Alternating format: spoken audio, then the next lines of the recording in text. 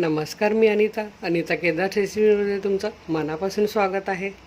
आज आपण बनवणार आहोत आंबट गोड तिखट चवीचं लोणचं। खूप साऱ्या रिक्वेस्ट होत्या आणि ते स्टेप बाय स्टेप कसं बनवायचं, कसं टिकेल याची सर्व टिप्स मी दिलेल्या आहेत।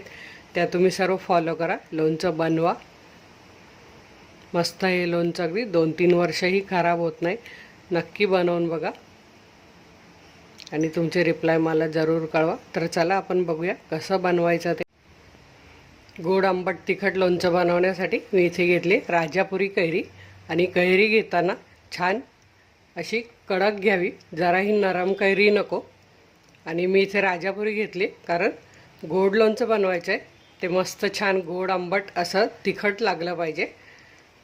तर तुम्ही लाडवा कैरी पण घेऊ शकतात, पण बाहेरून कापून आणल्यावर त्या फोडी काळ्या पडतात, मग त्या मला आवडत नाही। त्यामुळे मी हा राजापुरी कैरी घरीच कापणार आहे। त्याकरता 2 टेबलस्पून मीठ घेतलेलं आहे आणि 1 टीस्पून हळद घेतलेली आहे। आता ह्या कैरीच्या आपल्याला फोडी करून घ्यायच्या आहे। मी हा वरचा भाग कापून घेतलेला आहे। तर अशा आपण आपल्या ज्या साईजच्या पाहिजे त्या साईजच्या आपण कापून घेऊ शकतो। हे बघा, इथे मी कैरी कापून घेतलेली आहे। ह्याच्या अशा चौकोनी फोडी कापून घेते। तुम्हाला पाहिजे त्या आकाराच्या तुम्ही ठेवू शकतात।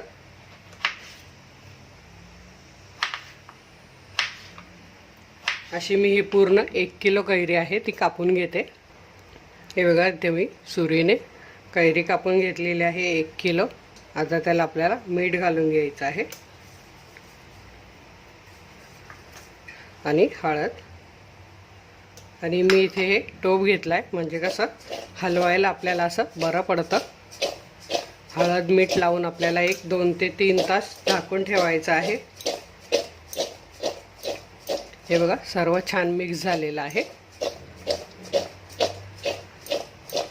आता आपण हे असंच झाकून 2 ते 3 तास ठेवूया। हे बघा, इथे 3 तास झालेले आहेत। आपण बघूया आपल्या कैरीला कसं पाणी सुटलेलं आहे। आता हे आपण पाण्यातून काढून घेऊया। तर हे बघा, इथे मी एक सुती कापड घेतलेलं आहे, त्यावर हे आपल्याला पसरवून ठेवायचं आहे 2 ते 3 तास। सावलीतच फॅन खाली सुकवून घ्यायचं आहे। हे बघा कसं याचं आंबट पाणी निघालेलं आहे, म्हणजे आपलं लोणचं टिकतं पण आणि चवही सुंदर येते। हे बघा, कैरी मी छान पसरवून घेतली आहे कपड्यावर। वरून एक मी पातळ कपडा घालणार आहे आणि 2 ते 3 तास हे असं झाकून ठेवणार आहे, म्हणजे कैरीवर कचराही उडणार नाही आणि सुकतील पण। सावलीतच सुकवायचं आहे, उन्हात नाही सुकवायचं आहे। तर आता आपण 1-3 तासानंतर पुन्हा बघणार आहोत। इथे हे बघा, आपल्या कैरीच्या फोडी 4 तास सुकवून तयार झालेल्या आहे।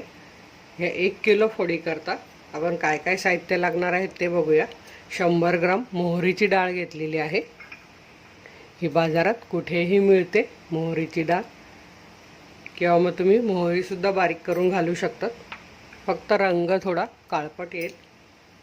बडीशेप घेतलेली आहे 50 ग्राम। लाल मिरची पावडर घेतलेली आहे 4 टेबलस्पून। तुम्हाला जर आणखी थोडं तिखट हवं असेल तर आणखी 1 टेबलस्पून वाढवू शकतात। मेथी घेतली आहे 1 टीस्पून।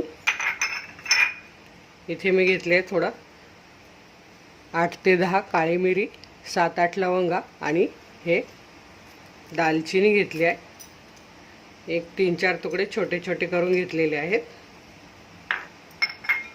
मीठ घेतलेलं आहे 50 ग्राम। आपण आधी याला मीठ घातले तेव्हा त्याच्या अंदाजाने आपल्याला मीठ घालायचं आहे यात। गूळ मी इथे घेतला आहे सुरीने कापून, 300 ग्राम गूळ घेतलेला आहे। माझ्याकडे गोड लोणचं आवडतं, जर तुम्हाला आणखी कमी गोड हवं असेल तर तुम्ही पाव किलो घालू शकता। हळद घेतली आहे अर्धा टीस्पून, कारण आपण याला हळद लावून घेतली आहे तेव्हा ती कमी घ्यायची। पाव टीस्पून आपण हिंग घालूया आणि 300 ग्राम तेल घेतलेलं आहे। हे आपल्याला आता गरम करून घ्यायचं आहे। आधी आपण तेल गरम करायला ठेवूया।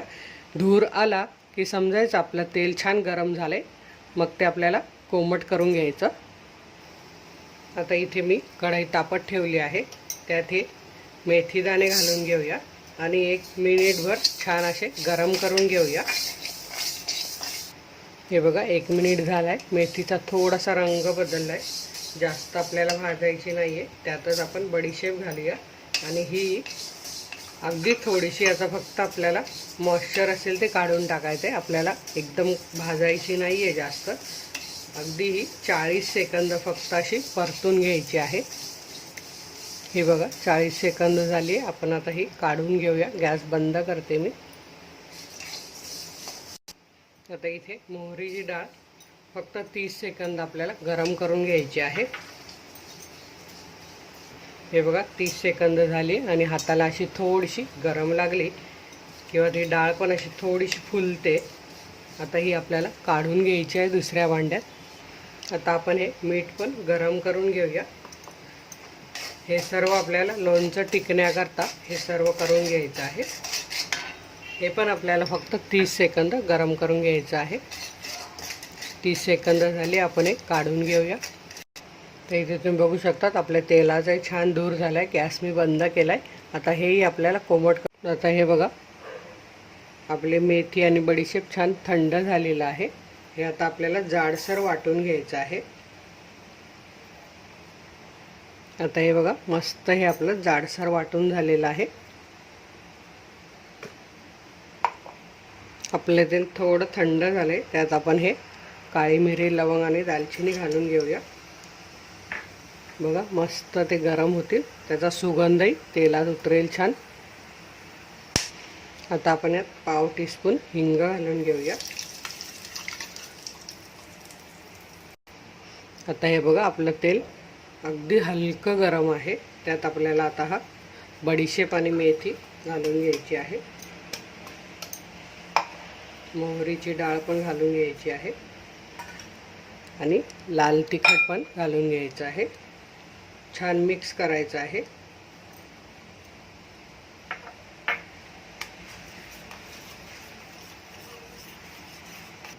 हळद पण घालून घेऊया आपण।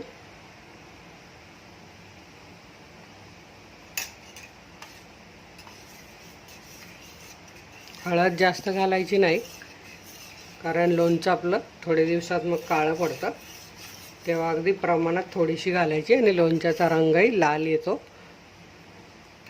तर हे बघा इथे आपण बघू शकतात आपला मसाला छान थंड झालेला आहे, पूर्ण अगदी बोट घातलं तरी एकदम थंड आहे। हे बघा पूर्ण थंड झाल्याशिवाय आपल्याला तो कैरीत घालायचा नाही आहे। मस्त सुगंध येतोय मसाल्याचा। आता आपण हा मसाला कैरीत घालून घेऊया।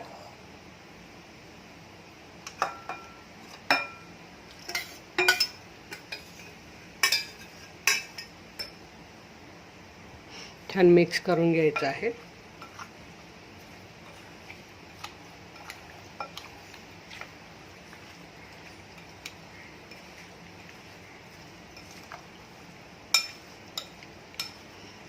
रंग तुम्ही बघू शकतात मस्त सुरेख आलेला आहे। आता आपण यात चवीप्रमाणे मीठ घालून घेऊया। मीठ गरम करून घेतलेलं आहे। मीठ पण छान आपल्याला मिक्स करून घ्यायचं आहे।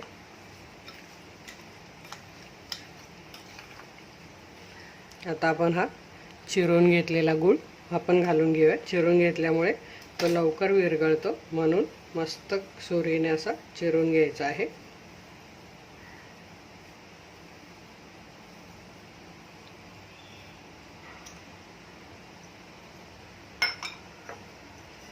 गूळ पण छान आपल्याला मिक्स करून घ्यायचा आहे। इथे तुम्ही बघू शकतात लोणचं मस्त आपलं झालेलं आहे, छान मिक्स झालं आहे। आपल्याला हे आता झाकून ठेवायचं आहे आणि रोज 1 ते 2 वेळा सकाळ संध्याकाळ असं मिक्स करायचं आहे, म्हणजे हलवायचं आहे, म्हणजे गूळ आपला छान विरघळेल आणि आपलं तेलसुद्धा छान वर येईल। चला तर मग आपल्या लोणच्याला 3 दिवस झालेले आपण बघूया। वाव, इथे तुम्ही बघू शकता लोणच्याचं तेल कसं वर आलेलं आहे। हे असंच झालं पाहिजे, लोणच्याचं तेल वर आलं पाहिजे, म्हणजे आपलं लोणचं वर्षानुवर्ष टिकतं. असं मिक्स करायचं आहे.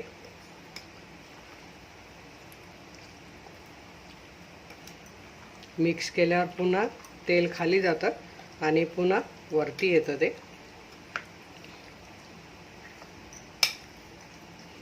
मस्त खार, अगदी सगळं प्रमाण एकदम परफेक्ट आहे.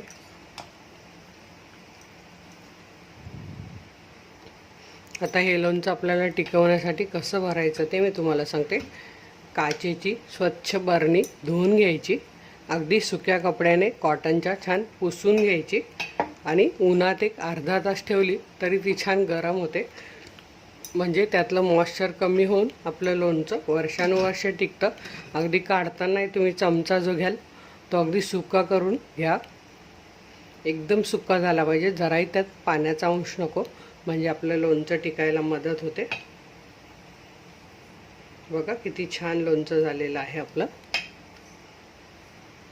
असं तुम्ही बरणीत भरून अगदी 2-3 वर्ष ठेवलं तरी असंच लोणचं राहतं ते. तर परफेक्ट प्रमाण वापरून केलेलं हे स्टेप बाय स्टेप लोणचं तुम्ही नक्की करून बघा. व्हिडिओला लाईक करा, भरपूर शेअर करा आणि वर्षभर लोणच्याचा आनंद घ्या. वेळात वेळ काढून माझा व्हिडिओ बघितला त्याबद्दल तुमचे मनापासून धन्यवाद. पुन्हा आपण भेटूया एका छानशा रेसिपीवरून. तोपर्यंत असेच माझे छान छान व्हिडिओ बघा, बनवा, खा आणि हेल्दी राहा. धन्यवाद.